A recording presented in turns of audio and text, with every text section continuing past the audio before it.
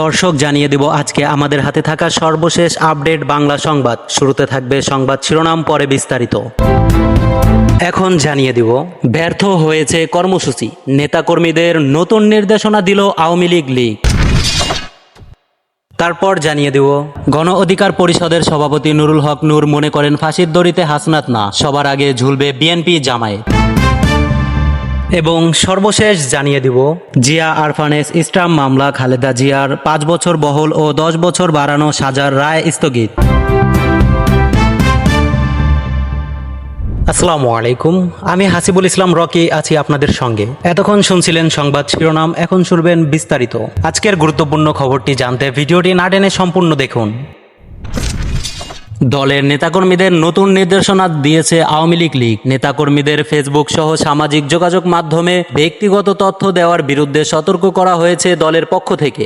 সোমবার 11 নভেম্বর সন্ধ্যায় আওয়ামী লীগের ভেরিফাইড ফেসবুক পেজে এই নির্দেশনা দেওয়া হয়। এতে বলা হয়েছে, আওয়ামী লীগ ও সহযোগী সংগঠনের নেতাকর্মী ও সমর্থক বৃন্দদের প্রতি নির্দেশনা, ফেসবুক ও অন্যান্য সামাজিক যোগাযোগ মাধ্যমে পোস্ট করা থেকে বিরত থাকুন। সামাজিক যোগাযোগ মাধ্যমে নিজেদের পরিকল্পনা ও কথোপকথন, আন্দোলন সংগ্রামের ছবি, নিজেদের বর্তমান লোকেশন অবস্থান এবং নিজেদের ব্যবহৃত ফোন নম্বর দেওয়া থেকে বিরত থাকুন। শেখ হাসিনা পালিয়ে যাওয়ার পর থেকে দলের ফেসবুক পেজে নেতাকর্মীদের প্রতি বিভিন্ন নির্দেশনা দিয়ে আসছেন আওয়ামী লীগ। ক্ষমতাচ্যুত হওয়ার পর গতকাল রবিবার প্রথম কোনো কর্মসূচি ঘোষণা করেছিল আওয়ামী লীগ। রবিবার রাজধানীর গুলিস্তান 0 পয়েন্টে নূর হোসেন চত্বরে বাংলাদেশ গণতন্ত্র পুনরুদ্ধারে সবাইকে সমবেত হওয়ার ডাক দেয় তারা। সে কর্মসূচি ব্যর্থ হয়েছে আওয়ামী লীগের। 2-1 স্থানে ঝটিকা মিছিল ছাড়া কোথাও নেতাকর্মীদের জামায়াত হতে দেখা যায়নি।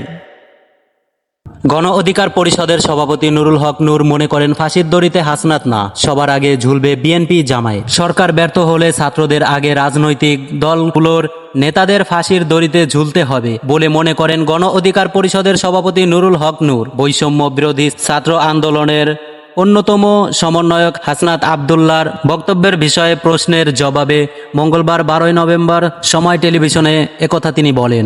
সময় টেলিভিশনে নুরুল বলেন, এই সরকার যদি ব্যর্থ হয় তাহলে ফাঁসির দড়িতে হাসনাত না, আগে যাবে বিএনপি জামায়াত, তারপর 3 নম্বর রাউন্ডে যাবে ভিভি নূর বা গণ অধিকার পরিষদের নেতাকর্মীরা, তারপরে ছাত্ররা। কারণ হিসেবে নূর বলেন, এখনো পর্যন্ত তাদের কোনো পলিটিক্যাল বেস নাই, স্ট্রাকচার নাই। ছাত্ররা যতই ফ্রন্টে থাকুক, জাতীয় এবং আন্তর্জাতিক পর্যায় থেকে সবাই জানেন আন্দোলনের পেছনে বিএনপি জামায়াত রাজনৈতিক দলগুলো গত 5-6 বছরের যে বিপ্লবী বিদ্রোহী গ্রুপ তৈরি হয়েছে। গত মঙ্গলবার 12 নভেম্বর ফেসবুকে হাসনাত লিখেন, রাজনীতিবিদরা হাত মিলছে আর বিপ্লবীদের ফাঁসির দড়ি এগিয়ে আসছে।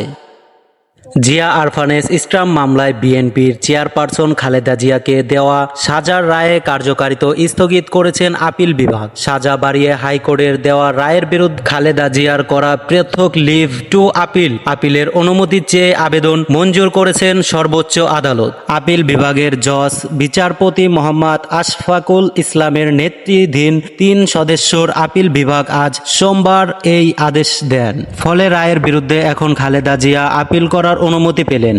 জিয়া আরফানেস স্টাম্প মামলায় 2018 সালের 8 ফেব্রুয়ারি বিশেষ জজ আদালত 5 রায় দেন। রায়ে সাবেক প্রধানমন্ত্রী খালেদা জিয়াকে 5 বছরের সাজা ও অর্থদণ্ড দেওয়া হয়। এই রায়ের বিরুদ্ধে একই বছর হাইকোর্টে আপিল করেন খালেদা জিয়া। এই আপিলের উপর শুনানি শেষে 2018 সালের 30 অক্টোবর হাইকোর্ট রায় দেন। রায়ে খালেদা জিয়ার সাজা বাড়িয়ে 10 বছরের কারাদণ্ড দেওয়া হয়। হাইকোর্টে পূর্ণাঙ্গ রায় প্রকাশের পর 2019 সালে আপিল বিভাগের পৃথক 2টি লিভ টু আপিল করেন খালেদা জিয়া। ঘোষিত আদেশে আদালত বলেন, লিভ মঞ্জুর করা হলো, রায়ের কার্যকারিতা স্থগিত করা হলো।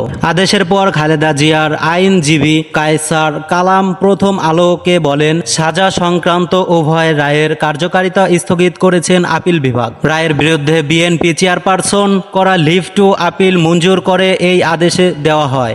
আনুষঙ্গিক প্রতিক্রিয়া শেষে আপিলের উপর শুনানি হবে। আদালতে খালেদা জিয়ার পক্ষে জজ আইনজীবী আইনুল আবেদিন, আইনজীবী কায়সার কালাম ও শুনানি করেন। রাষ্ট্রপক্ষে ছিলেন আর্টিন জেনারেল মোহাম্মদ আসাদুজ্জামান ও দুদকের পক্ষে আইনজীবী আসিফ হাসান। ছাত্র জনতার অভ্যুত্থানে গত 5 আগস্ট আওয়ামী লীগের সরকারের পতন হয়। গত 6 আগস্ট জিয়া চ্যারিটেবল ট্রাস্ট ও জিয়া আরফানেজ ট্রাস্ট মামলায় দণ্ড মওকুফ করে খালেদা জিয়াকে মুক্তি দেওয়া হয়। এরপর জিয়া চ্যারিটেবল ট্রাস্ট মামলায় বিচারিক আদালতের রায়ের বিরুদ্ধে হাইকোর্ট করা আপিল শুনানি পর্যপ্রপ্ত হিসেবে পেপারভুক্ত তৈরির জন্য অনুমতি চেয়ে খালেদা জিয়া আপিলটি করেন।